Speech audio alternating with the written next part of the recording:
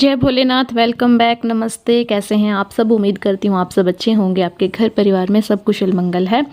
तो जी आपका स्वागत है फिर से एक नए व्लॉग में। और जैसा कि आपने कल के व्लॉग में देखा था कि हमने कन्या भोज कराया था और बर्तन दोपहर को साफ़ करने के बाद इधर धूप में रख दिए थे। तो व्लॉग वहाँ से ख़त्म हुआ था क्योंकि काफ़ी लंबा व्लॉग जा रहा था, तो वहीं से फिर से शुरू कर दिया है। और जो बर्तन सूख चुके थे अब उनको अंदर लेके जा रहे हैं हम, क्योंकि काफ़ी बर्तन थे। तो जी 3 बज गए हैं और थोड़ा सा रेस्ट करने के बाद फिर मैंने रख दी चाय। जो बर्तन साफ़ करे थे वो लगा दिए सारे इधर, और वॉशिंग मशीन चला दी है।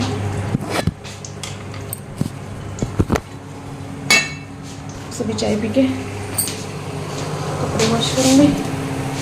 सब्ज़ी थोड़ी पड़ी है, कुछ चटनी पड़ी है, दूध गर्म होने के लिए रख दूँगी। अभी आटा लगा दूँगी, फिर आराम से कपड़े धो के फिर रोटी बना दूँगी। मुझे ना तो नींद ही आई और ना ही मतलब मैं जाग रही थी, पता नहीं क्या था।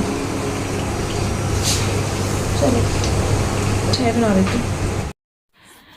अभी सब अपने अपने काम में वापस से लग गए हैं। दोपहर को 1-2 घंटा रेस्ट करने के बाद अभी मैं बनाऊंगी चाय, जैसे कि मैंने आपको बताया। और बाहर वॉशिंग मशीन मैंने चला दी है और बर्तन सूख चुके हैं, वो भी सारे मैंने लगा दिए हैं। सब्ज़ी पड़ी थी और बस आटा लगाना था और फिर रोटियां बनानी थी। अब दूध अभी गर्म होने के लिए रख दूँगी, क्योंकि धीरे धीरे गर्म होता रहता है ना, तो अच्छी खासी मलाई आ जाती है, तो उससे मक्खन ठीक बन जाता है। अदरवाइज़ एकदम से गर्म करके फिर डाल दो तौली में, तो वो मतलब जो मटका होता है, हम उसको तौली बोलते हैं, मटका जो दही जमाने का होता है, तो इतना मक्खन नहीं आता। बट अगर आप धीरे धीरे इसको काटते हो तो फिर अच्छा खासा मक्खन निकल आता है, क्योंकि जितनी मलाई मोटी बनेगी उसका मक्खन ही बनेगा। तो यहाँ पे चाय बन रही है और ठंड थी आज, और वैसे भी हम काफ़ी थक गए थे। थोड़ी देर आराम करने के बाद मतलब अभी पूरा मन था कि हाँ अच्छे से चाय पिए बैठ के।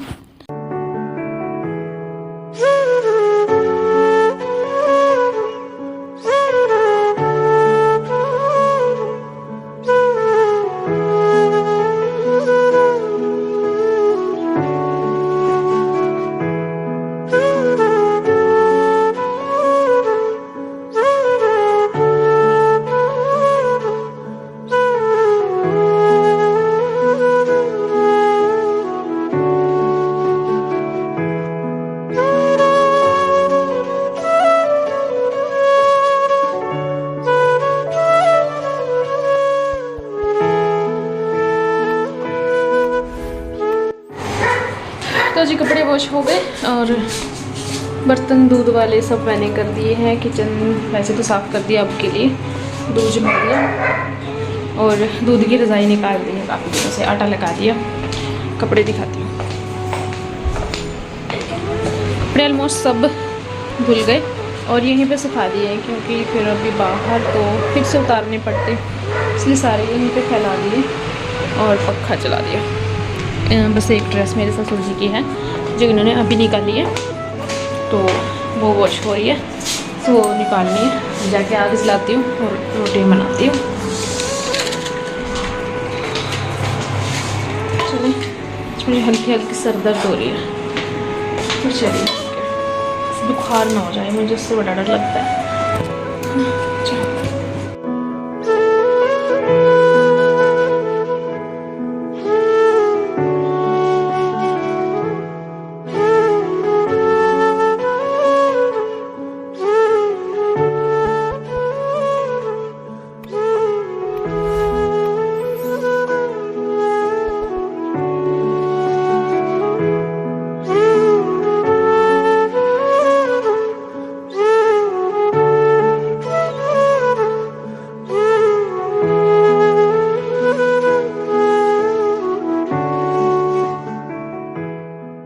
ये है नेक्स्ट मॉर्निंग, और सुबह नहा धो के धूप बत्ती कर दी मैंने और फिर चूल्हे में आग जलाई है, क्योंकि रोटियां बनेंगी बाजरे की। और वॉशिंग मशीन भी चला दूंगी।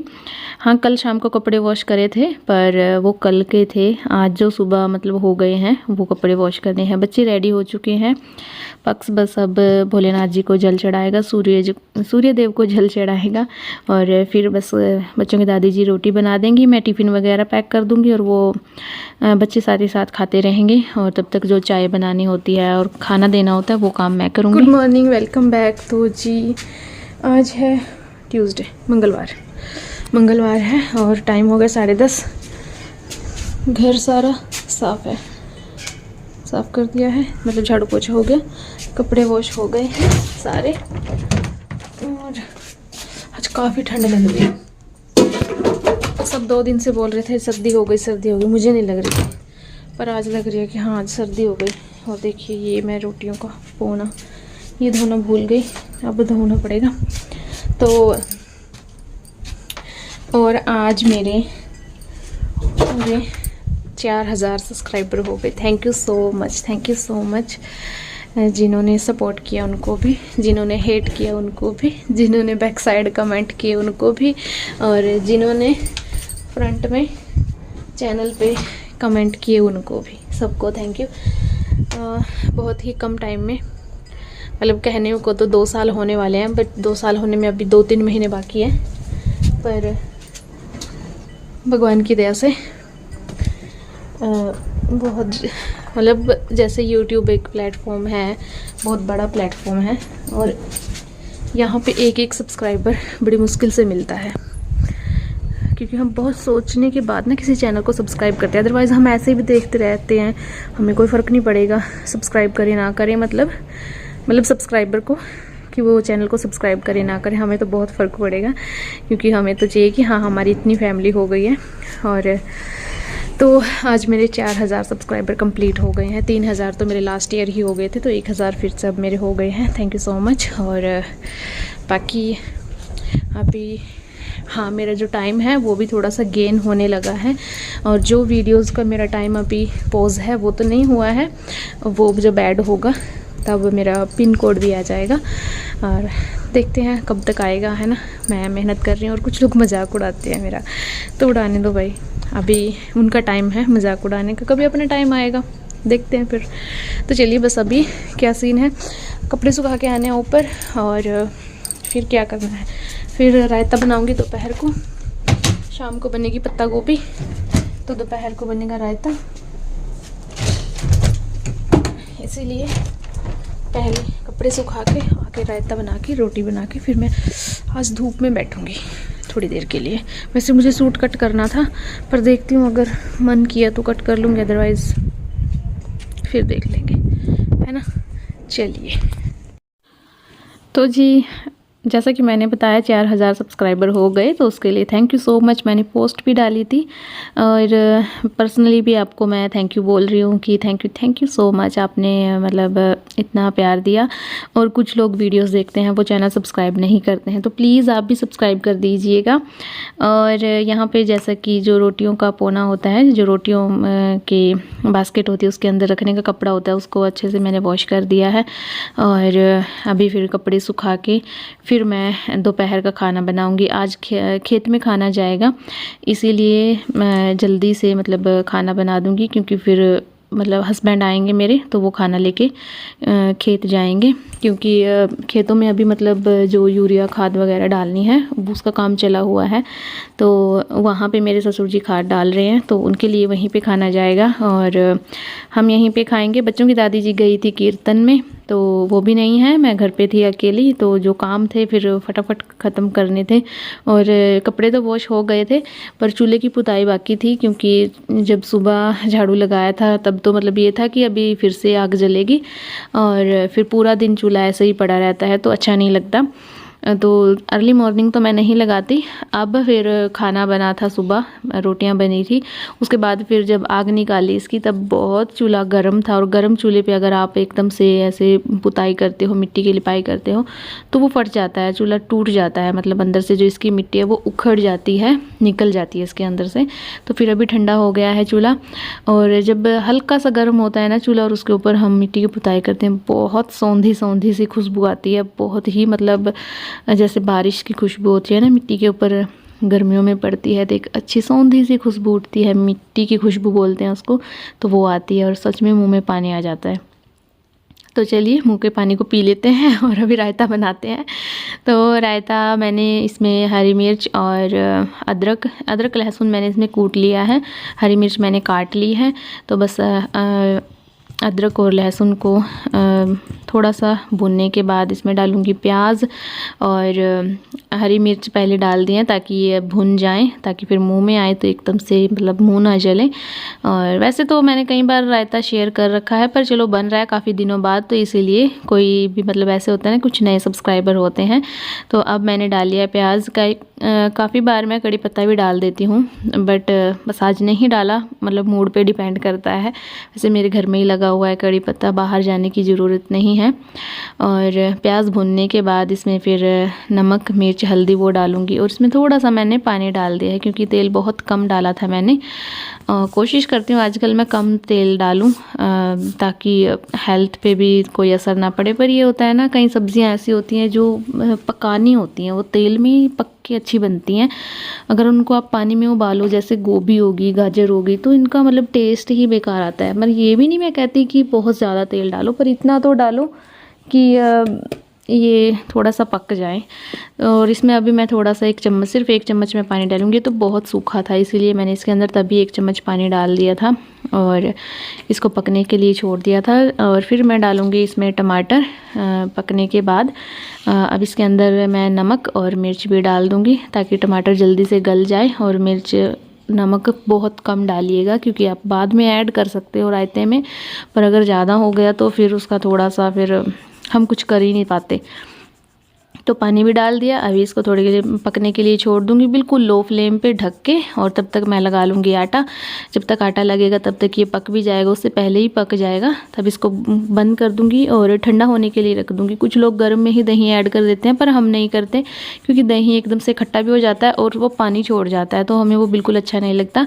और ये पक चुका है, फ्लेम मैंने बंद कर दी है, आटा भी लग चुका है और रोटियाँ भी मेरी बन चुकी हैं। अभी बस मैं रायता जो दही है वो ऐड कर दूंगी। किचन अभी साफ़ कर दूंगी।